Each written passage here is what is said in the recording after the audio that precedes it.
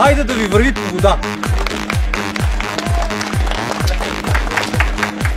Партизан Червен бряг стартира лятната си подготовка под ръководството на нов старши треньор Цветомир Младенов. Амбициозният наставник на юношите на Спартак Плевен има в треньорската си кариера стаж и при елитният юношески състав на Дунав Русе. Водил е и мъжкият футболен тим на плевенчани. Бил е старши и помощник треньор на представителния отбор на Дунав, когато русенци се състезаваха в елитната първа професионална лига. Той заменя досегашният старши треньор на червенобрежкия тим Ивайло Петков Гари, с когото отборът записа най-лошото си класиране в групата до момента. Поканата дошла лично от кмета на Червен бряг Атанас Атанасов. Бързичко ли се разбрахте с господин Атанасов да поемете партията? Още на първата среща. То де-факто е толкова една среща, втората беше просто да се видяхме така. Да, от гледна точка на самата организация и от неговата страна като амбициозен кмет бях така привлечен от, честно кажа, наистина от разговора ни с него. Аз съм такъв човек, че гледам да преценя хората още на първата минута на първата среща и прецених, че няма да имаме проблеми в разбирането ни и това беше... Да, все пак един добър треньор трябва да е един добър психолог. Да.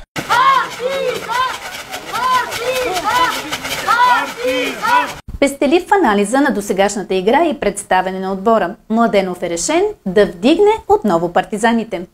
За мен реално от днес започва това, което ще преценя като отбор, възможности най-вече и целите, които си поставиме. Имаме доста неща, които трябва да ги решиме в самата подготовка, като организация. Селекцията е отворен процес, който е задължителна. В случай това, което знам и виждам. Но има време и трябва работа. Малко изпреварихте втория ми въпрос. Той също е свързан с селекцията. Вярвам, че не само ние се интересуваме от това, но и феновете на клуба с оглед представянето особено през втория дял на миналогодишната кампания. Виждаме нови лица вече, които тренират с Партизан, но все пак да питаме, следите ли още футболисти? Гледате ли такива? Имате ли изявени имена, които така разговаряте с тях? И съответно, има ли напускащи разговори за... Последните 2 седмици, от както ни беше разговора с господин кмета и така разбирането ни да поема отбора, проведох разговори с доста хора. С доста хора. Може би до сега в кариерата ми като не съм говорил с толкова хора. И получавах само обещания, изисквания, с които изисквания се съгласявахме по една и друга причина. И след това се получаваха други неща, които не знам по какъв беше проблема или по-скоро откъде идват проблемите и се отказваш.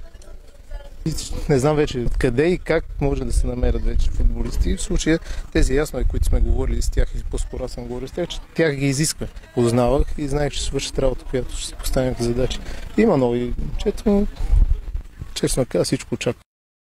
17 футболисти се включиха в първата тренировка на отбора, като сред тях бяха и 3 нови попълнения. Играещият треньор на Левски 2007 Антонио Иванджиков, младият талант от Ломската школа и бивш юноша на Локомотив София Йоан Александър Христов, а явно в търсене на нови предизвикателства в кариерата си, за отбора на Червен бряг ще играе и опитният крайен бранител на Спартак Плевен Валентино Макавеев.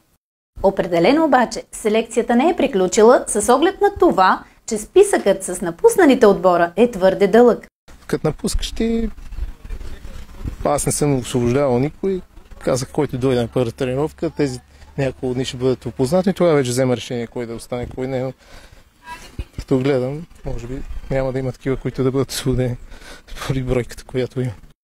Няма го централният защитник Митко Красимиров, Милен Тонев, контузеният Здравко Кръстев, Дейвид Симеонов, Ивайло Милчев. Под въпрос все още е десният бек Стефан Стефанов и единият от вратарите Ивайло Сайков. Но другият страж Цветан Цветанов категорично е извън състава. Това, което разбрахме е, че се водят преговори за завръщането на Веселин Ганчев, бивш вратар на отбора. Все още на облегчен режим тренират и контузените Христо Димов и Дилян Димитров. Всички знам, че всъщност, особено в трета лига, социалният живот в, да кажем, населеното място е отражение на условията, които може да предложите. Със сигурност на северозапад конкретно, не само за Партизан, не са особено впечатляващи условията. Това ли смятате като основна причина за отказ от футболисти, които сте набелязали? Може би и това, но не мисля, че е само това. Сега, какви са условията, такива са почти навсякъде. Не знам, аз имам малко по-различно така мнение. За мен трета лига е аматьорска лига, която ми е ясно, че всеки един от тези футболисти е работещ, който си изкара прехраната по един друг начин, с друга работа. И всичко, което го прави с това да играе в трета лига, е от любов към футбола и по-скоро хоби. Допълнително средства към това, което получава в основната си работа. Но защо се отказва, не знам. Може би прекалено големи изисквания вече почват да има младото поколение. И принципните неща, етиката и морала при тях вече ги няма. Това е като цяло. Така може да го разтълкувам. През миналата кампания, така да се изразя, младите черномбрежки момчета бяха пуснати директно в боя, в огъня. Ще продължите ли така да разчитате и на тях и за в бъдеще, тъй като сякаш не бяха особено подготвени да грабнат този шанс? Аз нямам така възможността, не съм имал и няма как да знам какво им е състоянието. Те са били пуснати поради причина, че не е имал кой, колкото знам. Аз съм на мнение, че отборите в трета лига, аматьорските клубове, в случая и като градове като Червен бряг, задължително трябва да се налагат майсни кадри. Аз според мен на В група това е идеята. Защо трябва да идват хора от друго място, като може да си играят местни момчета. Сега дали ги има, нямам представа. Дали ще ги налагам, зависи от тях. Сигурно ще се даде шанс. Това казвам, задължително трябва да има такива момчета. Иначе като се губи идеята. Аз не случайно ви питах точно този въпрос, защото вие сте млад специалист, който основно залага на млади момчета. Гледали сме ви всъщност в цялата пирамида на българския футбол, ако мога така да се изразя. А група, Б група. Сега и тук ще ви видят и феновете на Партизан. И наистина моята надежда също е това, че ще се залага на тези млади момчета и така като местен ще имаш повод за гордост. Ами принципно всичко зависи от тях, но да, аз наистина където съм бил, мога да кажа, че юноши ниско ниво до А група, навсякъде съм пускал, давал съм шанс на млади момчета. Така трябва. Това е моето виждане и мислене. Тук ще бъде със сигурност още по-значено. Новият сезон в Северозападна трета лига ще започне на 24 август, а броят на отборите, които ще участват в първенството, най-вероятно ще е неприемливо минимален – 13. А когато в трета лига е трудно да се сформира група с адекватно количество отбори, сякаш поводите за оптимизъм не са особено големи, коментира още Младенов. Да, малко са отборите, нямам представа даже какъв формат ще бъде, дали ще бъде стандартен формат или ще има някакви промени, но 13 отбора са много малко. Наистина са много малко, за каквото и да е развитие. Аз пак казвам, говоря за развитие на млади футболисти. В трета лига това трябва да е идеята. Това е. Нямам представа, защото така се отказаха отбори и не се добавят. Въпросът е, че не се добавят. Но не е само тук. Гледам и другите В групи, освен изключвам една от 4-те са доста отбори, другите са почти същия брой.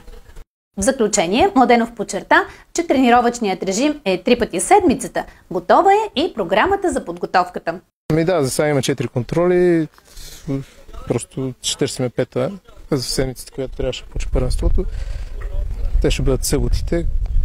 Тази събота и следващата нямаме и от 20 до началото на първенството всяка събота ще има контролни срещи, които ще са основно, доколкото разбрах. Те са били организирани малко и преди това, преди аз да дойда реално. Ще се мъчим, ще се разбирам с отборите да играем местно на домакини, но това вече е последствие, ще се разбира.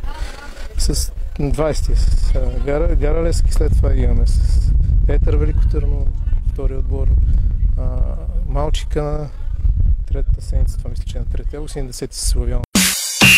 Младете вече уродието, стига.